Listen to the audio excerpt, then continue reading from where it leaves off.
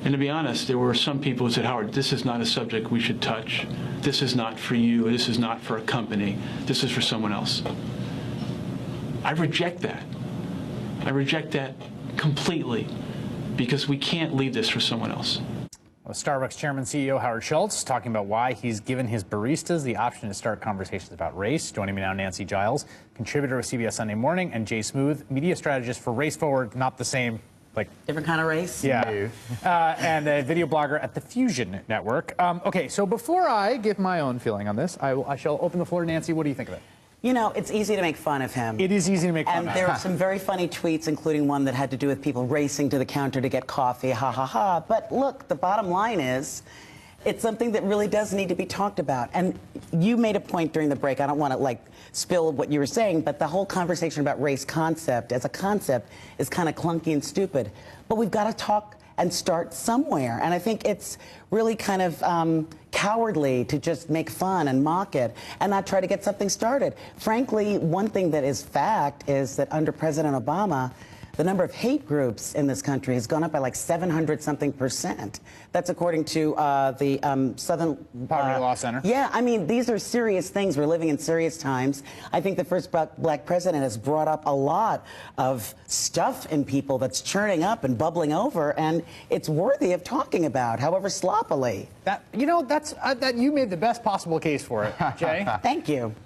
I mean, I agree the intentions seem noble, and I want to keep an open mind, but I think there's already this strange fixation on conversation when it comes to race that you don't see with other issues that we want to take seriously. I think it's telling that when Howard Schultz wanted to help veterans, he didn't just tell people to have conversations about how much they like veterans. He committed to a plan of action to help veterans, and I think there's lots of conversation. You know, he talked about being inspired by what went on in Ferguson and other places, but if you look at the DOJ report on Ferguson, it does not describe issues that can be addressed by increasing the number of chats in coffee shops. We're talking about institutional, systemic issues that you need to find. But for people who don't even think there's a problem, I think at least talking about it is a step. Yeah, but I think the emphasis on talking about it misleads us about where the problems are, because this focus on conversation comes out of our assumption that racism manifests on a personal level in our individual feelings towards each other. That's part of it, not all of it. Sentiments. Yeah. But we need to be looking at the systemic institutional level. I don't disagree at all. Part of it, I think, gets at this thing about race. When we talk about, I think this point about a conversation about race is that we tend to think of race, when we talk about race, a conversation about race, like in the way that you would in a psychoanalytic sense think about like a patient with neuroses, right? Like it's like a national neuroses, and the talking cure talk therapy will cure us of the neuroses. It's a repressed thing, but if we talk about it, right? That's not how then I it will think of come it. out, and that will be therapeutic. I think that but you're it's just right. a set of power arrangements based on white supremacy. Exactly. that have distributed power to some people and locked other people If out we're of going to it. have a conversation that's focused on identifying systemic problems and acting to change them, that's great. But if we're going to be talking so that we can feel better about talking to each other, I don't really think that's productive. But and that tends to be what conversations about race are. That's not been always my experience. I mean, sometimes just illuminating people that I am 6'1", I am a black woman, and if I get in an elevator sometimes and I'm alone and a white person sees me in the elevator, they won't get on the elevator. I mean, this is something that might not seem like a big deal to some people, but I mean, there's like a real kind of breakdown and kind of fear thing that goes on, that if you talk about it with people, they may stop and go, holy hell, I've done something like that. Right, so I guess that part of it gets not to solve everything. Right, it's like necessary but not sufficient kind of idea. Right, of course. It's not all that's going to have to happen. I want to talk. I want to play this clip that is sort of famous clip from our esteemed guest Jay Smooth here about sort of how to approach conversations about race, which is a great bit of wisdom. Take a listen. Oh, Jay. When somebody picks my pocket, I'm not going to be chasing him down so I can figure out whether he feels like he's a thief deep down in his heart. I'm going to be chasing him down so I can get my wallet back. I don't care what he is, but I need to hold him accountable for what he did. And that's how we need to approach these conversations about race. Treat them like they took your wallet and focus on the part that matters, holding each person accountable for the impact of their words and actions. I don't disagree. And this gets to something that the point you're making there, which is that when we talk about conversations about race, rather than saying you are a racist or you like just focus on individual things that happen, right? Like I thought, you know what actually was a model of this?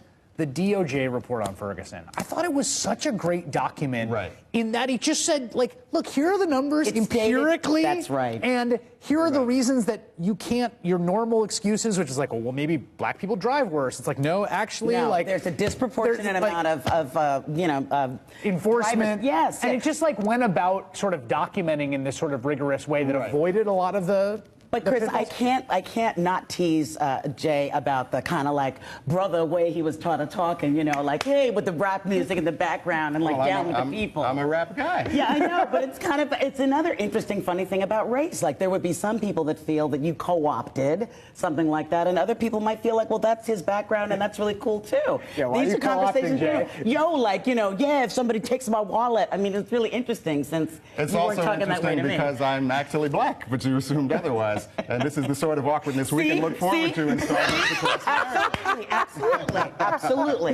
I think barista counters coming to you. But on top of all of that, I am clearly brown skinned, and people are always saying to me, you talk white, you act white, you want to be white, you white. And these are the kind of things that But the question is, could you have that conversation or about anything around the sort of multi-layers with the person handing you the espresso? I mean, that to me is also I think that's so unfair to the poor person who's handing me. They're already too busy to spell anyone's name correctly on any of the cups, and you expect them to be a diversity trainer in this 2-minute transaction with someone who didn't have their morning coffee yet? But I have to say, don't you sometimes get into really kind of intimate conversations with somebody over a cup of coffee, even the person that's making it for you? I mean, maybe I'm crazy, but I sometimes I disagree with the tracks. notion that any conversation is better than none when it comes to this topic. Really? I mean, all you have to do is look at Brad Paisley and LL to see that if you're not going to take the time to inform yourself and do what the DOJ did, which is take time to study and figure out how to discuss this productively, I think some conversation is a recipe for disaster.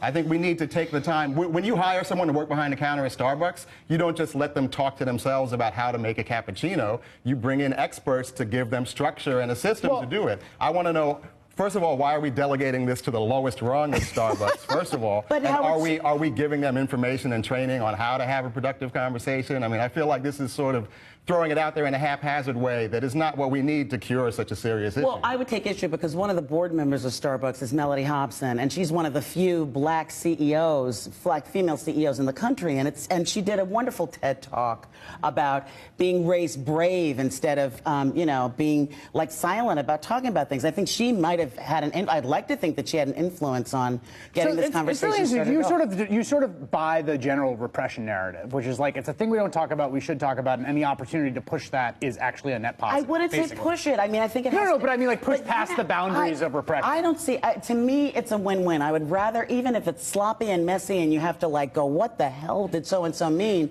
Let's get something started. All right, so let me conclude with this tweet from Jay, which is Starbucks staff in my neighborhood have already spent years doing Nobel-level work of being patient with white people, #RaceTogether. I do think that putting on the shoulders of people who are trying to like get, it's give just them like a free coupon to the new Jim Crow or slavery by another name and let them take that from there. Asking the barrister to do the education is too much. Nancy Giles and Jace Booth, thank you for joining us both. Okay. All right, that is all in for this evening.